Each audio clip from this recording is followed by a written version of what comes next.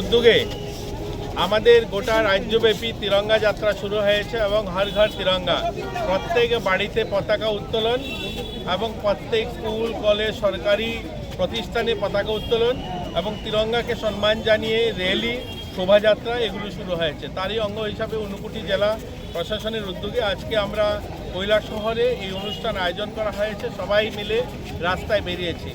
আমরা আমাদের নতুন প্রজন্মর কাছে, নতুন ছেলেমেয়েদের কাছে দেশাত্মবোধ, দেশপ্রেম, দেশের প্রতি কর্তব্যবোধ সেগুলো যেন জেগে উঠে এবং আমরা দেশকে যেন সম্মান করি এবং আমাদের বিকশিত ভারত নির্মাণের যে লক্ষ্য সেটা নতুন প্রজন্মের সকলের যেন সংকল্প হয়, এটা নিয়েই আমাদের এই যাত্রা। এবং আমরা আমাদের যারা প্রাক্তন সেনা, যারা শহীদ সেনা, তাদেরকে শ্রদ্ধা জানিয়েই আমাদের এই অনুষ্ঠান। আপনারা সকলে ভালো থাকবেন এবং আমরা সকলে মিলে এই তিরঙ্গাকে সম্মান করা, তিরঙ্গার প্রতি শ্রদ্ধা ভাবনা, ভালোবাসা সকলের জন্য আরও প্রগড় হয়, এটাই কামনা।